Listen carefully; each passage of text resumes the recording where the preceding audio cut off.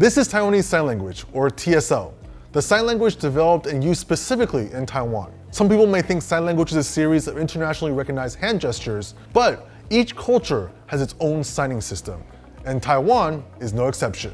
Today, we learn to understand sign language as a language rather than just hand gestures. This is Mike Neo. 9月1号的公视手语新闻。 He's the news anchor for Taiwan's PTS Sign Language News. He mentioned the sign for brother in TSL. It's literally the middle finger. Going up denotes older brother, going down means younger brother, and up and down means brothers, plural. If you're laughing or even giggling, that's how I felt when I first saw this as well too. But my second thought was to ask, why is this the case? It turns out that in Japan, children are taught to associate each finger with a family member. The thumb is the father finger, otosan yubi. The index finger, the mother finger, okasan yubi. Middle finger, brother finger, onisan yubi. Ring finger, sister finger, onesan yubi. And lastly, the pinky finger, baby finger, akachan yubi. Onisan yubi, the brother finger, just so happens to be the middle finger. That's why in Japanese Sign Language, or JSL, the middle finger denotes brothers. These JSL signs transferred to TSL as Taiwan was a part of the Japanese Empire.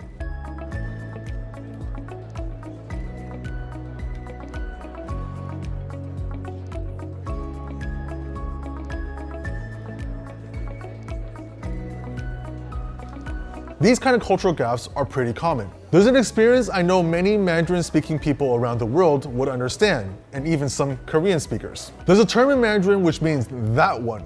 When spoken very properly, it sounds like 那个. However, people slur when they talk casually, and Taiwanese tend to be very casual with Mandarin, so the pronunciation sounds like 那个. This USC professor got suspended after this incident. If you have a lot of or ers, and this is culturally specific, so based on your native language, like in China, the common word is that. So in China, it might be nega. In Korean, the same sound, niga, means you. When you look at these phrases with an English-speaking lens, it sounds like a particular racial slur. Wait, hold up.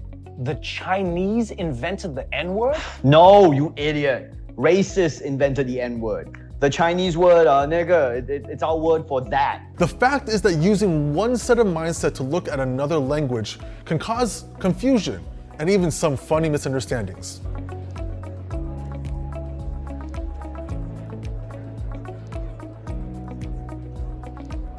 When researching TSL, I came across a set of signs that I thought could be explored more deeply. This is the sign for man, and this is the sign for woman. At first glance, I thought this was wrong. Why is men good and women weak?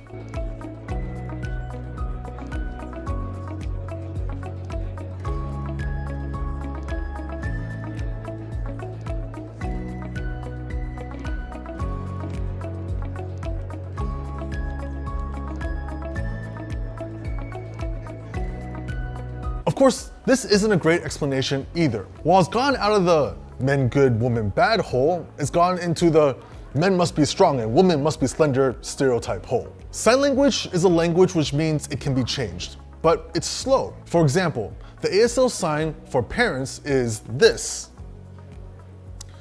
It is a combination of the sign for father and mother. However, there are different kinds of parents, from same-sex to non-binary, so the sign for parents was shifted to this.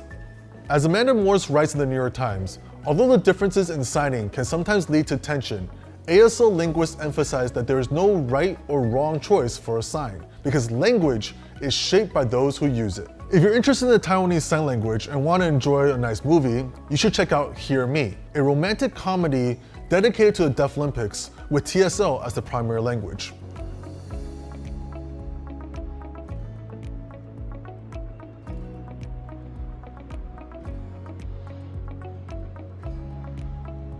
If you're in the mood for a thriller, check out The Silent Forest, a film about a Taiwan school for the deaf where a vicious cycle of abuse and torture takes place.